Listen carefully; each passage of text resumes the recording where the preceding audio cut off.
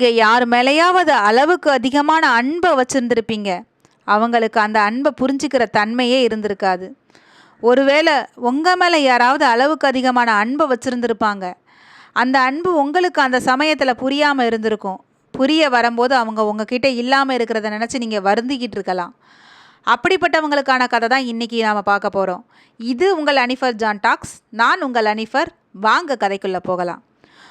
ஒரு அழகான பசுமையான புற்கள் நிறைந்த நிலத்துல 4 பசுக்கள் தினமும் சந்தோஷமா வந்து மேய்ந்துட்டு இருந்தன. அவைகளுக்கு ஒரு மேய்ப்பன் இருந்தான். அவன் எளிமையானவன், அன்பானவன், பொறுமையானவன். அவன் பசுக்களை மிகுந்த பாதுகாப்போட மேய விடுவான். அவைகளுக்கு தேவையான தண்ணீர், உணவு, நிழல் என அனைத்தையும் பார்த்து பார்த்து கவனிப்பான். இப்படிப்பட்ட சூழ்நிலையில தான் 4 பசுக்கள் ஒன்றா மேய்ந்துக்கிட்டு இருக்கும்போது ஒரு பசு மற்ற பசுக்களை பார்த்து கேட்டதாம், நம்ம இப்படியே இந்த மெய்ப்பனுக்கு கீழே எவ்வளவு நாள் இருப்பது? வாங்க ஒரு நாள் நம்ம காட்டுக்குள்ளே போகலாம், காட்டில் போய் சுதந்திரமாக வாழலாம், அது மட்டும் இல்லாமல் நம்ம இஷ்டத்துக்கு அங்கே சாப்பிடலாம் அப்படிங்கிற மாதிரி கூப்பிட்டுச்சான். இன்னொரு பசு சொல்லிச்சான், காடு ரொம்பவே அழகாக இருக்குன்னு கேள்விப்பட்டிருக்கோம், நம்மளும் போகலாமான்னு கேட்டுச்சான். காடு ரொம்பவும் மோசமான இடம், அங்கே பாதுகாப்பு கிடையாது, விலங்குகள் வந்து நம்மளை துன்புறுத்த நேரிடும் அப்படின்னு மேய்ப்பன் சொல்லியிருக்காரு. அது மட்டும் இல்லாமல் நம்ம மேய்ப்பனை விட்டு போயிட்டா அவருக்குன்னு யார் இருப்பா, நம்மளை பிரிஞ்சு அவர் ரொம்பவே சோகத்தில் போயிடுவார், அதனால நாங்கள் வரலன்னு சொல்லிச்சான் மற்ற 2 பசுக்களும். இதை கேட்டதும் காட்டுக்கு போகணும்னு நினச்ச 2 பசுக்களும் ஒன்று திரும்பி பார்த்துக்கிட்டான். ஓய்வெடுக்க வேண்டிய நேரமும் வந்துதான். அந்த சமயத்தில் காட்டுக்கு போகணும்னு நினச்சிக்கிட்டு இருக்கிற 2 பசுக்களும் இன்னைக்கு இரவு நம்ம 2 பேரும் மெய்ப்பனோட வீட்டில் இருந்து காட்டுக்கு கிளம்பிடலான்னு சொல்லி ஒரு திட்டமும் போட்டுக்கிட்டுங்களாம். இது தெரியாத மற்ற 2 பசுக்களும் ஓய்வு எடுத்துக்கிட்டு இருந்ததாம். சாயங்காலமானதும் மெய்ப்பன் 4 பசுக்களையும் கூட்டிகிட்டு வீட்டுக்கு போயிட்டாராம். அதுக்கு தேவையான தண்ணீர், உணவு எல்லாம் கொடுத்துட்டு இரவு படுக்கிறதுக்காக அவர் வீட்டுக்குள்ளே போயிட்டாராம். அந்த சமயத்தில் காட்டுக்கு போகணும்னு நினச்சிட்டு இருந்த 2 பசுக்களை தவிர மற்ற 2 பசுங்களும் தூங்க ஆரம்பிச்சிட்டான். எல்லாரும் தூங்கிட்டாங்கங்கிறத உறுதிப்படுத்திக்கிட்டு காட்டுக்கு போக ஆசைப்பட்ட 2 பசுகளும் வீட்டை விட்டுட்டு காட்டுக்கு போக கிளம்பிட்டுங்களாம். கொஞ்சம் தூரம் போனதுக்கப்புறமே 2க்கும் ரொம்பவே சந்தோஷம் ஆயிடுச்சுங்களாம். ஏன்னா நம்மளை கண்காணிக்க எந்த ஒரு மெய்ப்பனும் இல்லை, நம்ம நினைக்கிற மாதிரியான வழிகளில் நம்ம போகலாம், நம்ம நினைக்கிற மாதிரியான புட்களையும் சாப்பிடலாம் அப்படிங்கிற மாதிரி ஒன்றுக்கொன்று பேசிட்டு சந்தோஷமாக காட்டோட வாசலுக்கு வந்துட்டுங்க. காட்டு வாசலுக்கு வந்தோடனே இதமான காற்றும் அங்கே உள்ள சூழ்நிலையும் இந்த 2 பசுக்களையும் ரொம்பவே சந்தோஷத்தில் மகிழ்ச்சியின் உச்சத்துக்கே கொண்டு போயிட்டுன்னு கூட சொல்லலாம். அதை பார்த்த உடனே 2 ரொம்பவே துள்ளி குதிச்சு சந்தோஷமாக சொல்லிச்சுங்களாம், இவ்வளோ இதமான காற்றை நம்ம சுவாசித்ததே கிடையாது, காடை பாரு பார்க்குறதுக்கு மிகவும் அழகாக இருக்குது, உள்ள அவ்வளவு பச்சை பசைன்னு இருக்குது, நம்ம இது வரைக்கும் சாப்பிடாத புற்கள் கூட இங்கே கிடைக்கும் போல, வா வா காட்டுக்குள்ளே இன்னும் ஆழமாக போய் பார்க்கலாம் அப்படின்னு சொல்லி 2மே கிளம்பிட்டுங்களாம். 2மே பேசிக்கிட்டே நடந்து போய்கிட்டு இருக்கும்போது தூரத்தில் பச்சை பசையல்னு புற்கள் தெரிஞ்சுதான். பார்த்த உடனே ரொம்ப சந்தோஷமாயிட்டான். இதுவரை நம்ம சாப்பிட்றாத புற்களாக இருக்குன்னு நினைக்கேன், வா வா நம்ம அதை போய் சுவைச்சு பார்க்கலான்னு சொல்லி 2 ஒன்றுக்கு பேசிக்கிட்டு வேகமாக போச்சான். போய் சாப்பிடும்போது அவ்வளவு அருமையான ருசியாக இருந்ததாம். இது வரைக்கும் நம்ம சாப்பிட்டதே இல்லை இவ்வளோ ருசியான புற்களை. மெய்ப்பன் நம்மளை இந்த இடத்துக்கெல்லாம் கூட்டுட்டு வந்துக்கிடவே மாட்டார், ரொம்ப ஆனந்தமாக இருக்கும், இப்படியே இந்த காட்டிலே நம்ம தங்கிட்டா என்ன அப்படின்னு யோசிக்கிற அளவுக்கு 2க்குமே அவ்வளவு மகிழ்ச்சியாக இருந்தது. சாப்பிட்டுக்கிட்டே இருந்ததுங்க. சாப்பிட்ட களைப்பில் 2க்கும் தூக்கம் வந்துட்டு அந்த இடத்துல படுத்து தூங்கவும் ஆரம்பிச்சிட்டுங்க. காலையில் சூரியன் வந்ததுக்கப்புறம் தான் கண் முழிச்சது.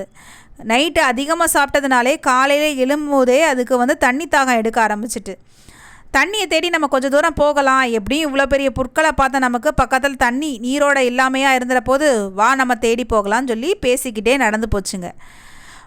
ரொம்ப நேரமாக நடந்துக்கிட்டே இருக்குதுங்க, நீரோடையே கண்டுபிடிக்கவே இல்லை. தாகத்தில் தொண்டெல்லாம் வறண்டு போயிட்டு மிகவும் சோர்வாயிட்டு.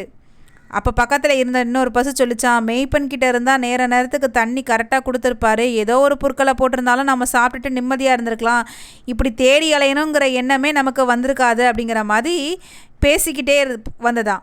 நீ கொஞ்ச நேரம் அமைதியாக இரு, கண்டிப்பாக நான் தண்ணியை கண்டுபிடிச்சிருவேன்னு சொல்லி திட்டம் போட்டு கொடுத்த பசு கூட்டிக்கிட்டு போயிட்டு இருந்ததான்.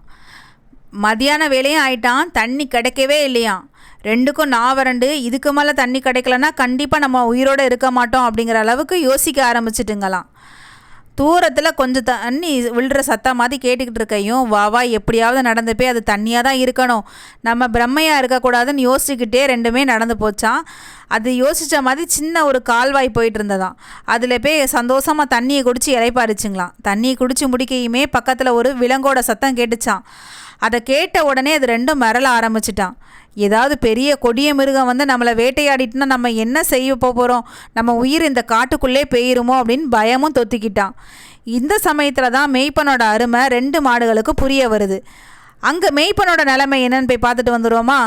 காலையில் எழுந்த மெய்ப்பன் எப்போது மாதிரி மாடுகளுக்கு உணவும் தண்ணியும் கொடுக்கறதுக்காக வந்து பார்த்ததும் அதிர்ச்சி ஆயிட்டானா மெய்ப்பன். 2 பசுக்கள் தான் இருக்குது, மற்ற 2 பசுக்கள் எங்கே போயின அப்படின்னு மனசுக்குள்ளே கேட்டுட்டு ரொம்ப கலங்கின விழியோட பார்த்தானா. அந்த பசுக்களை யாராவது கடத்திட்டு போயிருப்பாங்களோ, இல்லை அதுக்கு ஏதாவது தவறாக நேரிட்டுருக்குமோ அப்படின்னு யோசிச்சுக்கிட்டே அவனுக்கு மனசோர்வாயிட்டான். மிகுந்த கவலையில் பசுக்களை தேட ஆரம்பித்தானான்.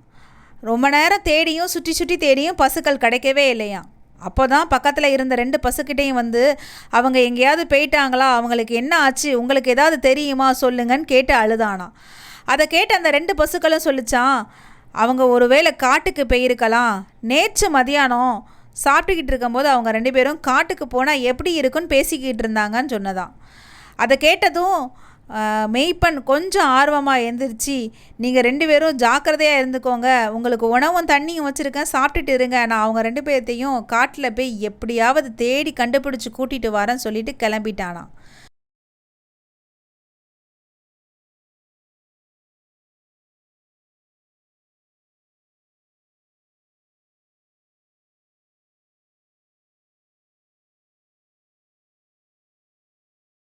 காட்டுக்கு போகிற வழியிலேயே பசுக்கள் என்கிட்ட திரும்பி வந்துடணும்னு சொல்லி யோசிச்சுக்கிட்டே போனானா. போகும்போது கொஞ்சம் தூரம் போய்கிட்டே இருந்தானா. பசுக்கள் போன தடயம் இருந்ததாம். பார்த்தவொடனே மிகவும் சந்தோஷப்பட்டானா. இன்னும் கொஞ்சம் தூரம் போனதுக்கப்புறம் பசுக்கள் போன தடயமே தெரியலையா. எப்படி நம்ம பசுக்களை கண்டுபிடிக்க போகிறோம் அப்படிங்கிறது அவனுக்கு ரொம்பவே கேள்விக்குறியாக இருந்ததாம். கலக்கமும் பயமும் வந்ததான். ஏதாவது பெரிய விலங்கு வந்து நம்ம பசுக்களை அடித்து சாப்பிடாம எப்படியாவது நம்ம இந்த இரவுக்குள்ளே பசுக்களை கண்டுபிடிச்சிடணும்னு ரொம்ப ஆர்வமாக போனானா. பசுக்களை தேடுறதுல அவன் காலையில் சாப்பாடையும் மறந்துட்டான், மதியான உணவையும் மறந்துட்டான். பசுக்களை பேரை சொல்லி கத்திக்கிட்டே இருந்தானா. எங்கே போனீங்க, என்னை விட்டு நீங்கள் போயிட்டீங்கிறதுனால எனக்கு எவ்வளவு வருத்தமாக இருக்குது, நான் உங்களை காலையிலேருந்து தேடிக்கிட்டு இருக்கேன்னு கத்திக்கிட்டே இருந்தானா. இந்த பசுக்களும் நம்ம செஞ்சது தப்பு தான், மெய்ப்பனை விட்டு வந்தது அப்படிங்கிற மாதிரி ஒன்றுக்கு ஒன்று பேசிக்கிட்டு இருந்ததாம். வீட்டுக்கு போக வேற வழி தெரியலை அப்படின்னு சொல்லி யோசிச்சுக்கிட்டே இருந்ததுங்களாம். நம்ம எப்படியாவது இன்றைக்கி மெய்ப்பனை தேடி வீட்டுக்கு போயிடணும், அவர்கிட்ட போய் மன்னிப்பும் கேட்டுறணும் அப்படின்னு சொல்லி ஏதாவது ஒரு பாதை தெரியுமான்னு சொல்லி பார்த்துக்கிட்டே இருந்ததாம். அந்த சமயத்தில் மெய்ப்பனோட சத்தம் எங்கேயோ தூரத்தில் கேட்குற மாதிரி ஒரு பசுக்கு கேட்டுச்சான். கேட்டியா, மெய்ப்பன் நம்மளை தேடுறாரு, சத்தம் கேட்குதா அப்படின்னு சொல்லி கேட்டுதான். ஆமாம், எனக்கும் கேட்குதுவா, மெய்ப்பனை தேடி நம்மளும் போகலான்னு சொல்லி 2 விரைந்து மெய்ப்பன் சத்தம் கேட்ட திசையை நோக்கி போச்சுங்களாம். அங்கே மெய்ப்பன் மாடுகளை காணாமல் ரொம்பவே சோர்வாக வந்துக்கிட்டு இருந்தாராம். இந்த 2 மாடுகளையும் பார்த்ததும் அவருக்கு மிகுந்த சந்தோஷம் வந்துதான். கண்ணில் கண்ணீரோட 2 மாடுகளையும் ஓடி வந்து அணைச்சி பார்த்துக்கிட்டாராம்.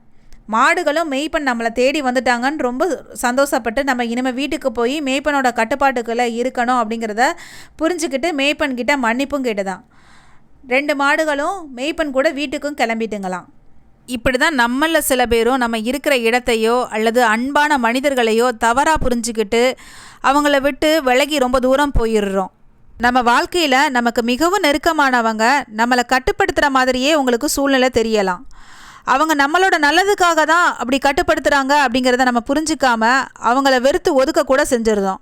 அவங்க இல்லைன்னா நம்ம வாழ்க்கையை நம்ம சுதந்திரமாக வாழலான்னு கூட நினச்சிடுறோம். கொஞ்சம் காலத்துக்கு பிறகு தான் புரியும் அவங்களோட அன்பும் கட்டுப்பாடும் என்னன்னு. உண்மையான சுதந்திரம் என்பது யாரையும் நிராகரிக்காமல் ஒழுக்கத்தோடவும் மதிப்போடையும் வாழ்கிறதுல தான் இருக்குது. இப்படி ஒரு வேளை நீங்கள் யாரையாவது நிராகரிச்சிருந்தா அவங்களோட போய் சேர்ந்து கொள்ளுங்க, மன்னிப்பை கேட்டு. உங்களை விட்டு யாராவது சென்றிருந்தா கண்டிப்பாக அவங்க திரும்ப வருவாங்கன்னு சொல்லி காத்திருங்க. இதுதான் நம்ம சேனலை ஃபஸ்ட் டைம் பார்க்குறீங்கன்னா கண்டிப்பாக சப்ஸ்கிரைப் பண்ணிவிட்டு பெல் பட்டனை கிளிக் பண்ணிக்கோங்க. இந்த வீடியோ உங்கள் ஃப்ரெண்ட்ஸ் அண்ட் ஃபேமிலிக்கு யூஸ்ஃபுல்லாக இருக்கும்னு நினச்சா கண்டிப்பாக ஷேர் பண்ணுங்கள். தேங்க்யூ.